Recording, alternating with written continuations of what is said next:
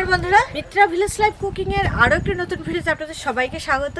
বন্ধুরা, মাঠে চলে আসলাম আর মাঠে থেকে পালং শাক নেব। এই পালং শাকের দুটি রেসিপি আপনাদের সাথে শেয়ার করব। এক ভাইয়ের খেতে আসছি এখন, আর এই ক্ষেত থেকে এখন পালং শাক নেব। চলুন পালং শাক নিয়ে তারপর রান্নাঘরে চলে যাই।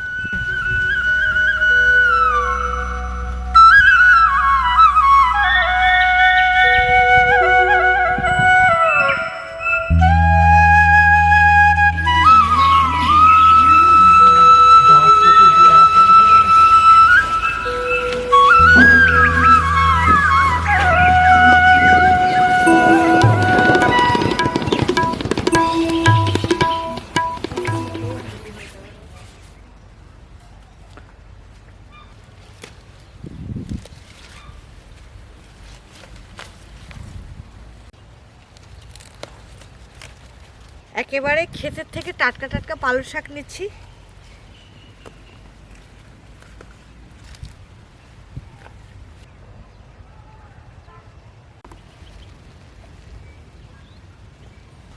বন্ধুরা, এই মাঠে প্রচুর শাকসবজি, আর দেখতেও এত সুন্দর লাগে, খুব ভালো লাগে। সব রকমের শাক সবজি সব কিছু আছে এখানে, ফল শাকসবজি সব কিছু দারুণ লাগে।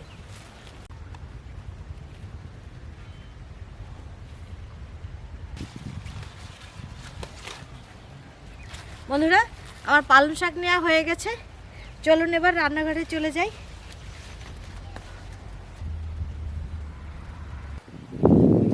বন্ধুরা, এই ক্ষেতের থেকে এর পরের বার ব্রোকলির একটা রেসিপি আপনাদের সাথে শেয়ার করব। টাকের ভুঁই থেকে আর আজকে পালং শাক নিলাম, আর আমাদের বাসায় রান্না করব দুটো ব্রোকলি নিলাম। আর এর পরের দিন ব্রোকলি খেতে এসে আপনাদের ব্রোকলির ক্ষেত দেখাবো আর ব্রোকলির রেসিপি শেয়ার করব।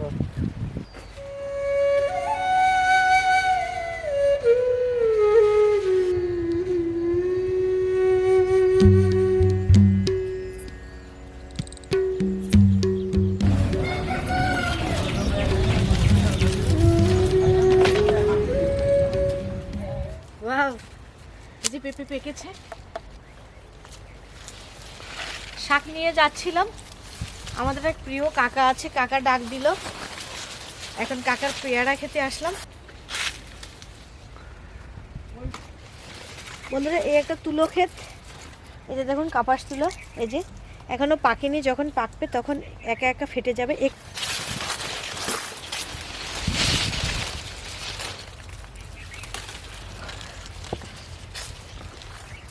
সব তুলো এখনো পাকেনি, দেখুন বন্ধুরা, এই যে একটা তুলো পেকে গেছে, পেকে একেবারে ফেটে আছে। সব গাছের তুলোগুলো এইভাবে ফেটে থাকবে, একদম সাদা হয়ে থাকবে, তখন দেখতে অনেক সুন্দর লাগে।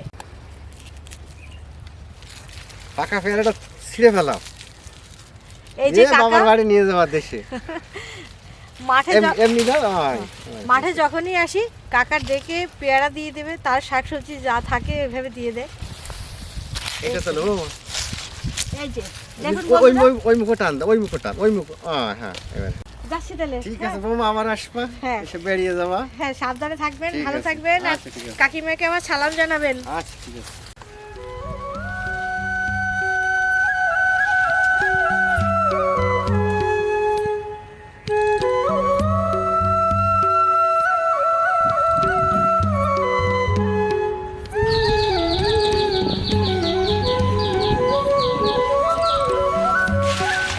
বন্ধুরা, রান্নাঘরে পৌঁছে গেলাম।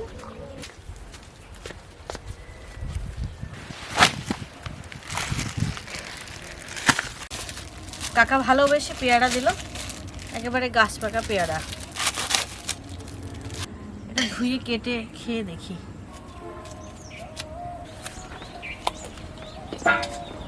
এই সময়ের পেয়ারা মিষ্টি হয়, বৃষ্টি হলে পেয়ারা পাইছে পাইছে লাগে। পালং শাক দিয়ে মসুর ডাল দিয়ে রান্না করব, ডাল পালংয়ের একটা রেসিপি, আর পালং শাকের পাকোড়া। পালং শাকের আমি কোনো গুঁড়া সহ তুলে নিয়ে আসিনি, একদম বেশি বেশি আমি নিয়ে আসছি। এখন শুধু এপিটুপিট দেখবো যে কোনো পোকামাকড় বা ময়লা আছে কিনা। একদম ফ্রেশই আছে, তাও আবার একটু চেক করে নিচ্ছি।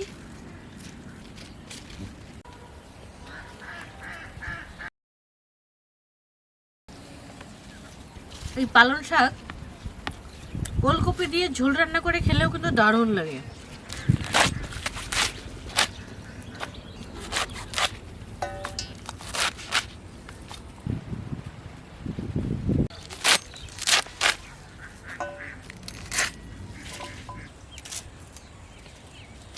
ডাল দিয়ে রান্নার জন্য এখানে শাকটা কেটে নিয়েছি, আর এই শাক কটা রেখে দিলাম। এটা দিয়ে পকোড়া তৈরি করব। পকোড়া করার জন্য শাকটা একটু ছোট ছোট করে কুচিয়ে নেব। শাকটা যেহেতু চওড়া তাই আমি এইভাবে করে মাঝখান দিয়ে ছিঁড়ে নিয়েছি।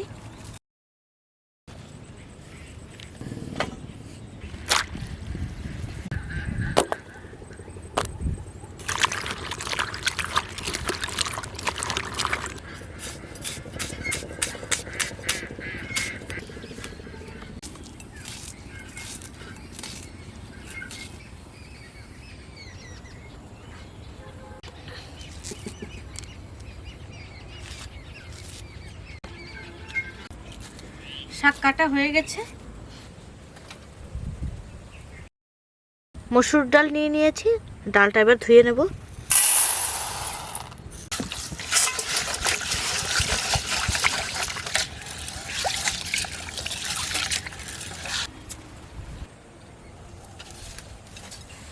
কড়াই বসিয়ে দিয়েছি, ডালটা সেদ্ধ করে নেব।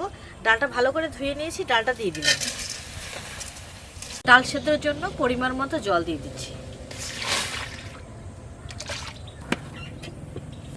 ঢাকনা দিয়ে দিলাম যাতে ডালটা তাড়াতাড়ি সিদ্ধ হবে।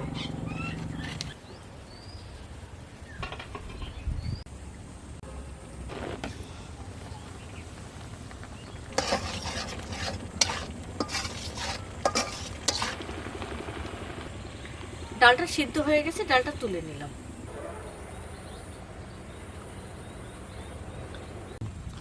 ডালটা সিদ্ধ করে নামিয়ে নিয়েছি।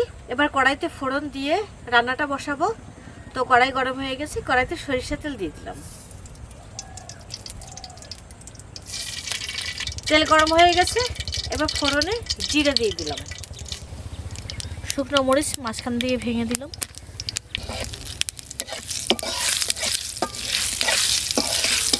কাঁচামরিচ দিয়ে দিলাম। কুচিয়ে রাখা আদা দিয়ে দিলাম। আদাটা আপনারা বেটেও দিতে পারেন। রসুন কুচি দিয়ে দিলাম। পেঁয়াজ কুচি দিয়ে দিলাম। এবার পেঁয়াজ, রসুন, আদা, কাঁচামরিচ একসাথে একটু হালকা লাল লাল করে ভেজে নেব।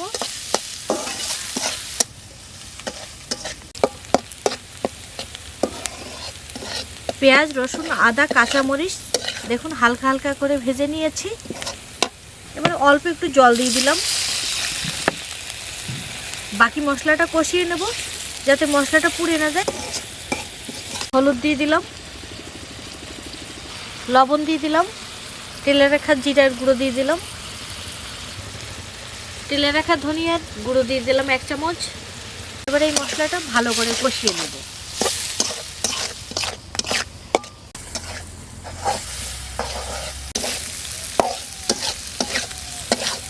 মশলাটা ভালো করে কষিয়ে নিয়েছি। এবার সিদ্ধ করে রাখা ডালটা দিয়ে দিলাম এর মধ্যে। ডালটা দিয়ে মশলার সাথে ভালো করে নেড়ে চেড়ে তারপর শাক দিয়ে দেব।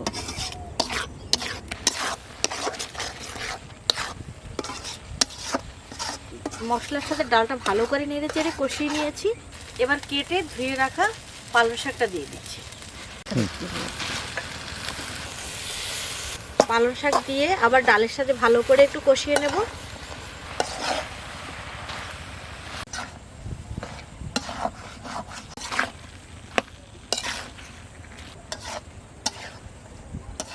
শাক দেওয়ার পরে শাকের লবণটা দিয়ে দিচ্ছি। লবণটা দিলে শাক থেকে একটু জল ছেড়ে দেবে, আর শাকটা আবার ভালো করে ডাল আর মশলার সাথে আরো ভালো করে কষিয়ে নেব। শাকে লবণ দেওয়ার পরে শাক থেকে জল ছেড়ে দিয়েছে, আর এই জলটা নেড়ে চেড়ে ভালো করে ডাল আর মশলার সাথে শাকটা ভালো করে কষিয়ে নেব। ডালের সাথে মশলার সাথে শাকটা খুব ভালো করে কষিয়ে নিয়েছি। শাক ভালো করে কষিয়ে নেওয়ার পরে এবার জল দিয়ে দিচ্ছি। আমি এই তরকারিটা একটু ঝোল ঝোল রাখবো। শাক অলরেডি সেদ্ধ হয়ে গেছে, কিন্তু একটু ঝোল ঝোল রাখবো, তো একটু জল দিয়ে দিয়েছি, সেদ্ধও হবে আর একটু ঝোল ঝোল হবে তরকারিটা। জল দিয়ে ঢাকনা দিয়ে 2-3 মিনিটের মতো জাল দিয়ে নেব। অল্প একটু চিনি দিয়ে দিচ্ছি, আমি সামান্য পরিমাণ চিনি দিয়ে দিলাম। চিনিটা অপশনাল, আপনারা চাইলে নাও দিতে পারেন। চিনিটা দেওয়ার পরে নেড়ে চেড়ে আবার একটু ফুটে উঠবে, তারপরে ডালটা নামাই ফেলবো।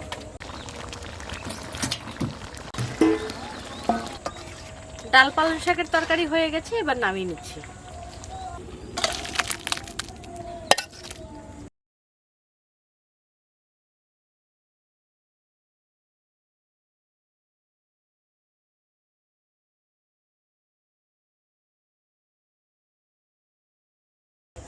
পালং শাকের চপ করার জন্য পালং শাকটা কুচি কুচি করে ভালো করে ধুয়ে নিয়েছি।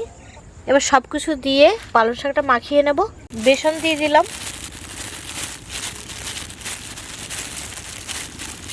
একটু বেশি মচমচে হওয়ার জন্য এবং একটু কর্নফ্লাওয়ার দিয়ে দিলাম।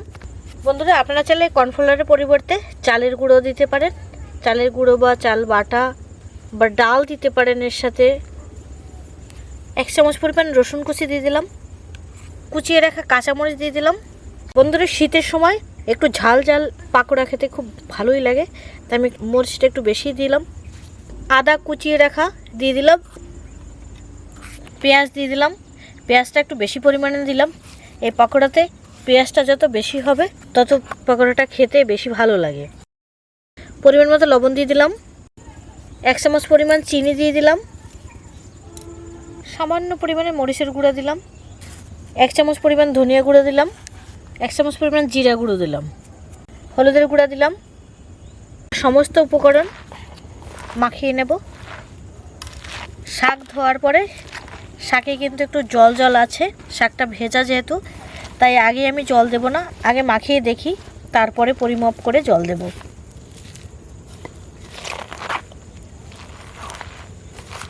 পালং শাকের চপ করার জন্য কড়াই বসিয়ে দিয়েছি, কড়াই গরম হয়ে গেছে, কড়াইতে সয়াবিন তেল দিয়ে দিলাম।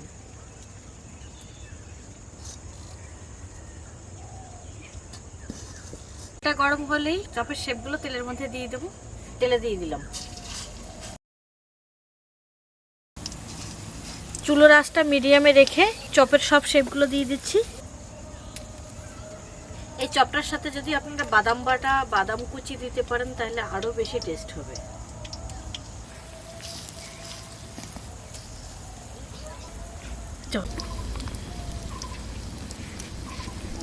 মিডিয়াম লোয়ের মাঝামাঝি আগুনের তাপটা রেখে চপগুলো ভেজে নেব। ওই পিঠে দাগ পড়ে গেলে উল্টে দিচ্ছি।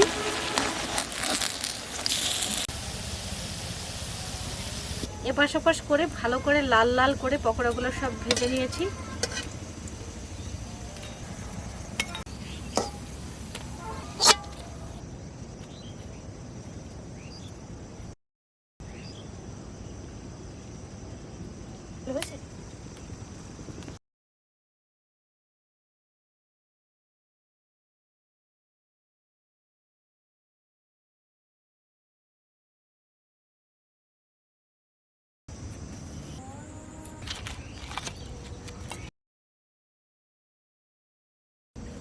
বন্ধুরা, খেতে বসে গেলাম। পালং শাকের চপ বা পাকোড়া বা পকোড়া যেটাই বলেন, এটা খেতে দারুণ লাগে। এই যে দেখুন, আমি একটু ভেঙে দেখা, এই যে দেখুন ভেতরটা কিন্তু কোনো রকম কাদা কাদা নেই। পালং শাকের পকোড়া সাধারণত কাদা কাদা হয়ে থাকে ভিতরটা, কিন্তু এইভাবে যদি করেন তাহলে কিন্তু ভিতরটা এরকম একদম শুকনা থাকবে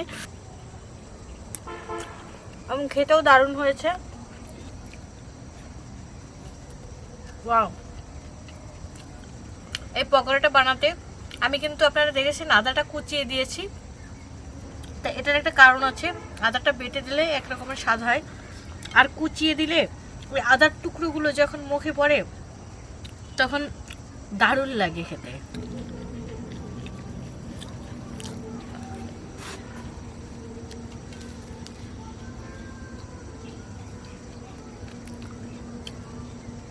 এই পকোড়াটা ভাতের সাথে খেতে বা খালি খেতে দুই রকমই ভালো লাগে। ওয়াও! মাঝে মধ্যেই কামড়ের সাথে আদার টুকরোগুলো যখন পড়ে দারুণ একটা ফ্লেভার। তো এবার হচ্ছে ডাল পালং শাকটা খেয়ে দেখবো কেমন হয়েছে রান্নাটা। একবারে দেবো? দারুণ তো, ভালো লাগছে না সত্যি? এবার ডাল আর পালং শাকের তরকারিটা খাবো।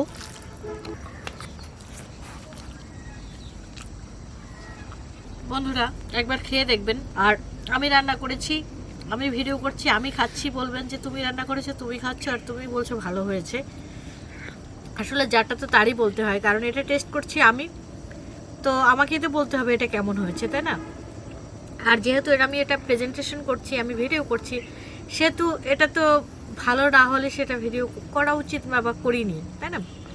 তো সেজন্য বলবো যে মসুর ডাল কিন্তু এমনিতেও খুব একটা সুস্বাদু ডাল, ভালো লাগে খেতে। আর তার সাথে পালং শাক আমার খুব প্রিয় একটা শাক। তবে বন্ধুরা মসুর ডাল আর পালং শাক রান্না করলে অবশ্যই পালং শাকটা কিন্তু ভালো করে একটু কষিয়ে নেবেন। কষিয়ে না নিলে পালং শাকের কিন্তু একটা গন্ধ আছে, ডালের সাথে ঝোলের সাথে একবারে বসিয়ে দেবেন না।